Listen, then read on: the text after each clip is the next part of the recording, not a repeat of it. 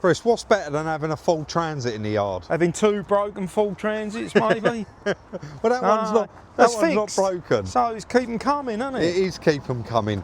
So an absolute cracker of a transit. Yeah. 71 2021. Never noticed that before, but no. That's a bit of a shame, isn't it? Yeah. Again, suspected wet belt. Now, when this did arrive, we spun the key and it sounded all right, but I came out here with a better jump pack and put it on, and it's got no compression. It's definitely got a snap wet belt, this one. Yep, yep. It has been quite highly maintained and well looked after, but obviously it still didn't really do it any favours. And I know I'm going to see it in the... Sorry, mate. I'm so short, and I'm going to see it in the comments. A lot of people say they're crap, they got a wet belt, but it's like everything now. A Land Rover, they got problems. The Transits, they got problems. The Peugeots, I think they've all got a few problems, haven't they? But these wet belts are becoming a bit of a nightmare, I think, for Ford, because if you've been running your vehicle into Ford for a service, they've got to stand on to supply and fit a new engine. Yeah. But this is a custom, must be quite a nice model, Chris. Got the alleys on it. Yep. But it's actually locked, and I think it's flat. But what I was trying to show was it's actually got twin side loaders. Yeah. Like my little Quite Berlingo. Straight down this side, isn't it? It's straight. And is that a medium or a long wheelbase? It's certainly not a short wheelbase one. No. Now, the guy was a horse farrier. Right. So with a horse farrier also comes greatness round the back. The single rear opening door. Tailgate. Yeah, tailgate, which is lovely, isn't it? Because they open right up. What, for a bit of fishing, mate? Yeah, be all right if someone's fishing. Yeah. Also got a tow bar on it as well. Yeah. And like I say, that side loading this door. side's straight as well, mate. Yeah, yeah, it's actually very, Little very tiny nice. thing there. I mean, these have probably been on from new. He's had it from new. Right. Yeah, nice. Try and get one of them off, because I'd like to have a look, but...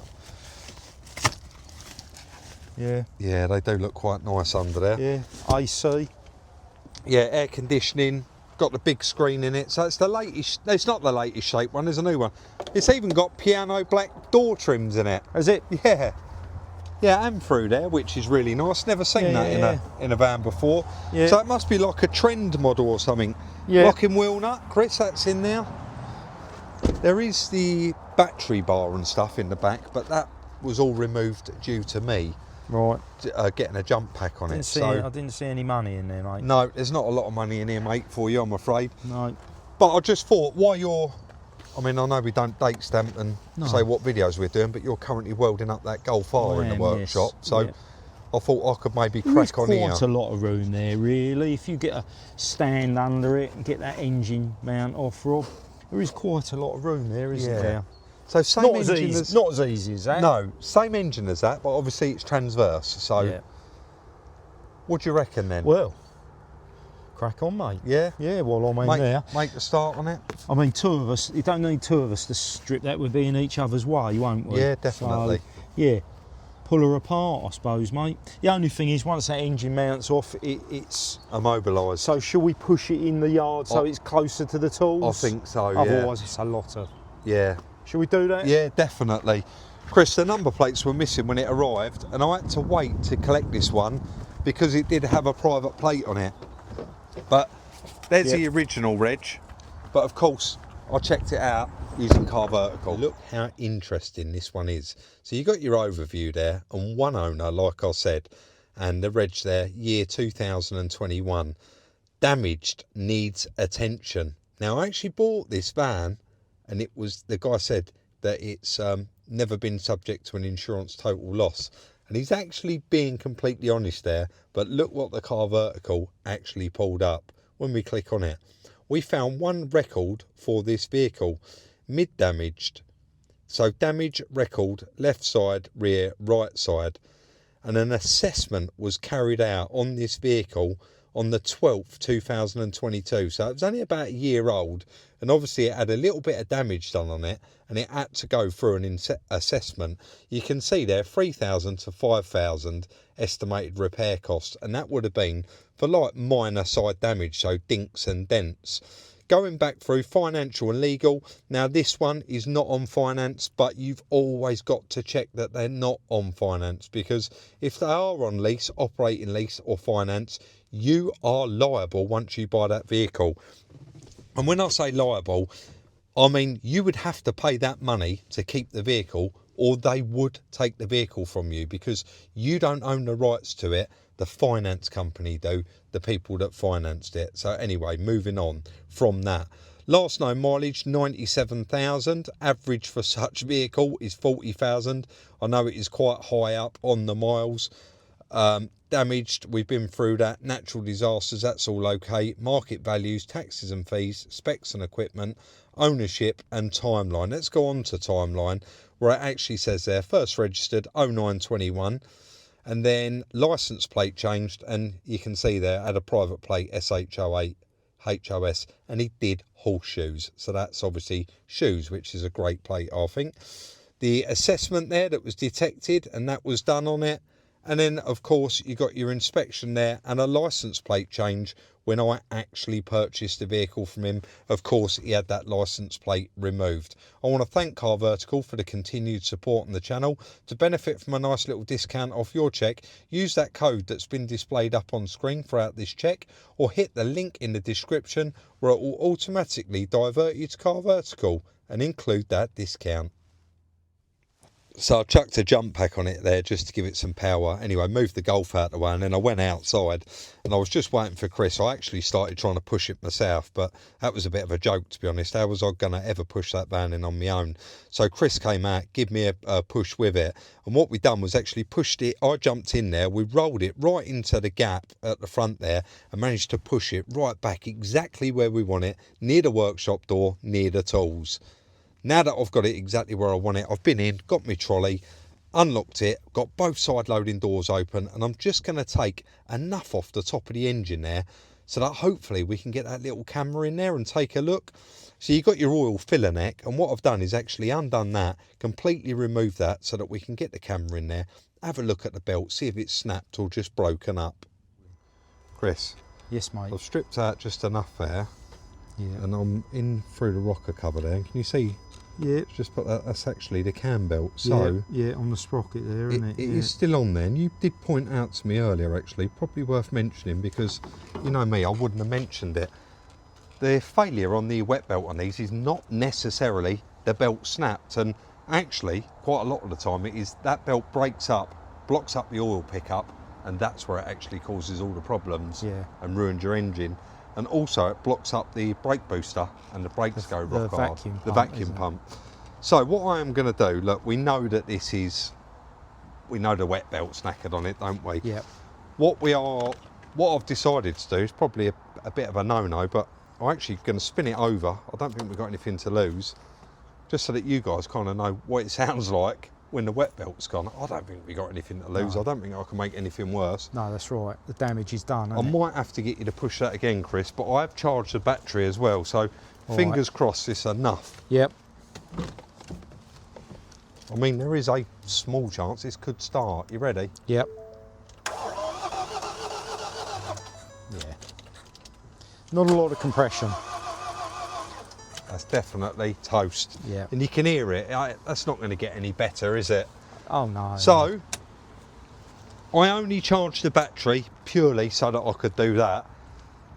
I'm just going to, I think that's it now, mate. I'm going to get the jack out. I'm going to get a stand out. I am going to get that all cleaned out. Let's get that cover off. Let's get the sump off. Let's get the oil out of it. Yeah. I think, you know, that's the first thing I'm going to do. I'm going to drop the oil and I'm going to have the sump off. Yeah. Just so that it can start the process of draining and we can have a look at how bad that pickup is. Yeah. Thank you very much. I think first things first, let's get that sump off. So I'm going to jack it up, stick an axle stand underneath there, stick the black tray down, and then stick the oil drain tray over the top. Sorry, I'm going to drain the oil out first, then I did it. I've got a paint filter there, and what I'm going to do is decanter the oil into our big 45-gallon drum, the waste oil, and actually try and capture anything that is in there. But do you know what? The paint filter was a bit too thin, but let me show you what I did find. It's not good. Chris, first I drain the oil into a drain tray. Yes. That's you've got some extra bits there, Rob. That's cam belt teeth, that is, mate. That is teeth, yes. But down here, you're probably not going to be able to film too much because I'm down here, but I've got the drain trained up, I've had the sump off. Yep. And you know what, I can see, I don't want to pull this out and end up with oil everywhere. No, that's right. But do you know what, Chris? There's plenty of teeth in that as Is well. there? Yeah. Yeah. And I'll be honest, what I was going to do was actually let this drain off quite a lot more. I've got the tray under here, we don't want it all over the floor, do we? And then I want to remove that.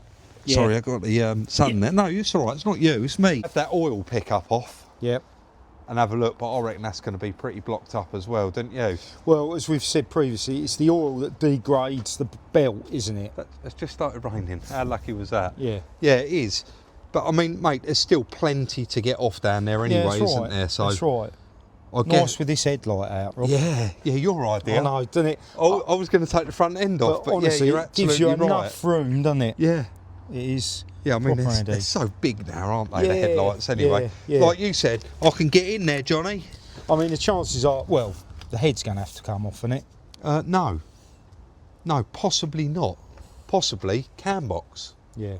I'm sure we've done one of these. We have, and we got away with the cam box. We did, didn't we? The white one. So... Or was it the red one? Have we done two? I can't remember. I think we've we've definitely done two minimum of everything. Yes, probably. Mate, I'm just going to delve deeper, just keep stripping it out, and well, I guess it'll be nice to get that cam belt cover off so that we can have a look in there. Yeah. Because the belt's got a load of teeth missing, hasn't it? Yeah. Definitely. So you know, at the very minimal, like you can say, the cam box is coming off. Isn't it crazy? I don't even think this has done 100,000. It's a 71 plate. I know. And it's failed. It is horrendous. But I think is it to do with these? They leave it so long now between oil change intervals. We never stick to that, do we? No. We always do it a bit sooner, don't we? It does seem a long time, doesn't it? What is it on your new Defender? 21,000. And when did you have it done? Well, I did actually ring them up at 10,000. Yeah. And they talked me out of having it done. Really? Yeah, because it would have been an additional, I think it was something like £330 they wanted to do the oil and filter.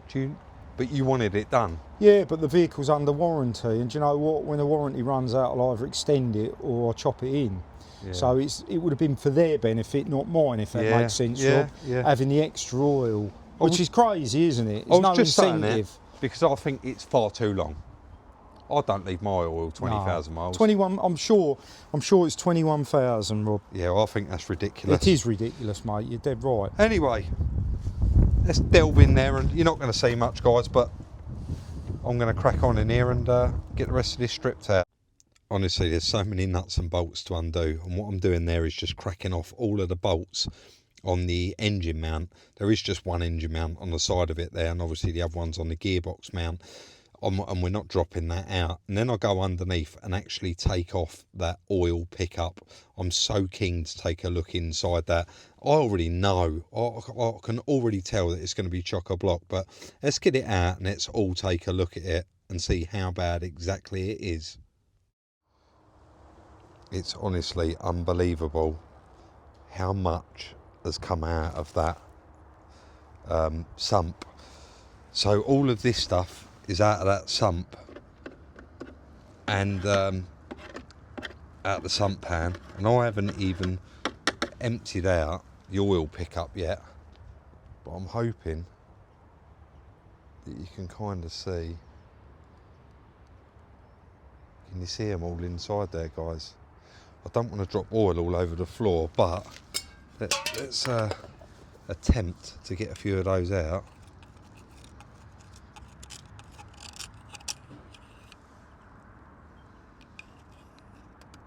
Look at it all. And that, I mean, it's not blocked up, you can see through it, but the amount of stuff in there is horrendous, and I can't believe how much of that belt actually broke up in one sitting. You're only going to need to lose like 1 or 2 teeth for your timing to go out and it to break down, but to actually have that many teeth in there, and don't forget quite a lot of them are probably already gone in the oil waste as well, where I poured the oil away. but that's going to want to go in a parts washer or be replaced, because you don't want any of that debris in there at all. Mind you, that has cleaned that up pretty nice now. Anyway, look, so far so good. Well, I'll say so far so good. It's definitely had a hard time, hasn't it? But I've got quite a lot stripped out now, but still quite a lot to do. So I've got the belts off, I've got the cover off down there. I need to get the engine mount off, get that side casing off. Like I say, still lots and lots to do. Unfortunately, I am going to have to drop the water. I really didn't want to, but all of this is in the way. And then, of course, we've got all that fight with the top end as well and the injectors. So I really do need to crack on. This is definitely not a moan that I'm cold, but anyone that works outside will tell you it takes twice as long to do anything in this temperature. Now, that bottom crank bolt was so difficult. I tried the airline on it there. We ended up resorting to an axle stand, a bar all the way in with a 24mm socket on it, the big bar, and then a scaffold tube over the end of it, and got it to crack off. Once we got that off, I moved on to those engine mounting bolts that I loosened up earlier. Let me show you what I'm talking about. It is pretty chilly out here today, but we cracked on, and I'm going to say definitely the hardest part of that was that crank bolt. That was so tight, and as I explained there, I mean, you saw it. The axle stand here with an extension bar onto that bolt, and then I was almost standing on that to get it undone. Anyway, lots and lots to do in there. The engine mount in two, I probably should show it actually. And also, just a little tip, if you're taking a car apart or a van for the first time, I actually thought I'd leave it like this. Leave all the bolts where they actually belong, and then you know where they go when you piece it back together. Anyway, put two 13s on there. I used a slide hammer to pull that off, got that off. The engine mount, of course, comes in two parts. Every single bolt was tight to get to, and you can see to get to the last ones, I've got the engine on an axle stand down there.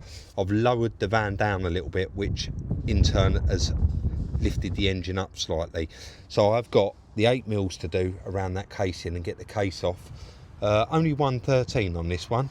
There was a few on the other one, and I had to remove the alternator as well on the forward facing engine. On this one you don't have to, so I'm just going to continue on. There's only a couple of them 8mm up under here, and then the rest of them are all round the casing. So I'll concentrate on getting that off, and we'll see how bad the damage is in there. But I think we all know already, don't we? Well, I say the damage, how bad the belt is, but we already know how bad the belt is because we got most of its teeth in the drain tray. Right, let's get the rest of this apart. So I did already explain this, just loads of little 8mm all the way around the outside, and pretty much like the sump, that was 8mm all the way around. Once I got them out, there's that big bolt in the middle, which is a 17, I think. Then you got your 13 down there, and you've got one 10mm as well. Once you get them out, I'm never reusing this, and you do bend them getting them off. So in there with a little bar, prised it open a little bit, and then I'll bend down, go all the way around it, prising it off. Just keep prising it, and then once you've got probably 3/4 of it off, you can then get your fingers behind there, pull on it, and then that's the front cover completely removed. I've just seen the belt. Now let me show you. Right, we've got a problem here. It's not my head. And mine nearly.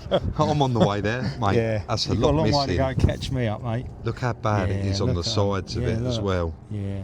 It is Toast. It is toast. I mean, it's... Oh, look, and there's a gap, and there's more there. Look. And there. Yeah. Well, it didn't have a chance, did it? No. I suppose the size they should be, aren't they? Yeah, I suppose once they go... Do you know what? It feels really firm, but I suppose once they go, mate, they go, don't they? And that is the wet belt gone. Now... It all looks lovely in there though, doesn't it? Lovely and clean, but it would be, wouldn't it? It's constantly running in oil. Now what I would say is I would probably, no, not probably, I need to get on there now and take that cam box off. Yeah. But do you know what, Chris? It's getting cold, and that's probably, you know, another whole day's work for me to get in there. You've got to remove all of this, and you've got the pain of, are the injectors just going to come out, Yes. or are they going to be a nightmare? Yeah. So that is a whole nother video, I'm afraid. So unfortunately, that is going to be the end of today's video. If you did enjoy it, of course, we'd appreciate that thumbs up.